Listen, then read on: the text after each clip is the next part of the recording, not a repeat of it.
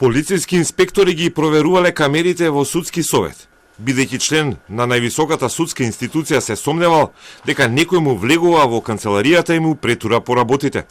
Председателот на советот потврди дека имало таква полициска акција во судскиот совет во петокот, но засега не се соопштува дали нешто е откриено.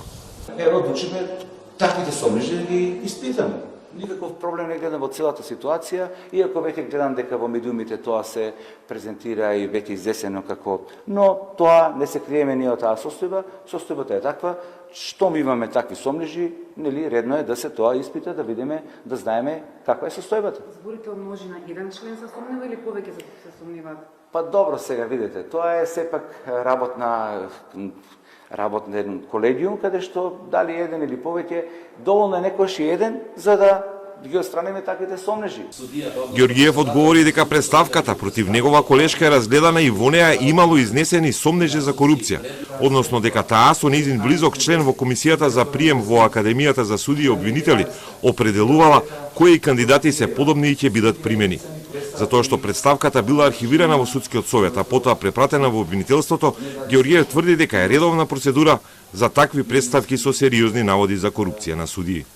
Советот постапува баш длабенски, темелно за сите овие вакви представки, го испитува сега тоа, но и покрај таквото испитување, повторно ќе нагласам, не само за ова, а генерално зборувам за сите представи од таква содржина, значи доаѓа до некаков заклучок, од тој заклучок тоа се презентира јавно на седница дека каква е состојбата во представката, а потоа во секој случај кога имаме вакви содржини за коруптивни настани или некој таков сомнеж, ги доставуваме до обвинителството како надлежни институции да го испитат тој случај, вообичаено генерално.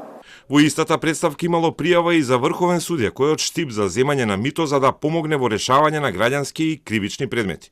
Коднател му уште минатата недела објави дека судскиот совет ја архивирал представката бидејќи била анонимна и проценил дека не е од јавен интерес.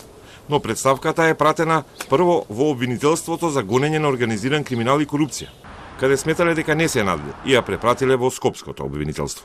Дел од наводите не биле за кривично гонење, а дел од наводите се префрлени во веќе активна истрага на Скопското обвинителство, одговорија за Телма вчера од обвинителството.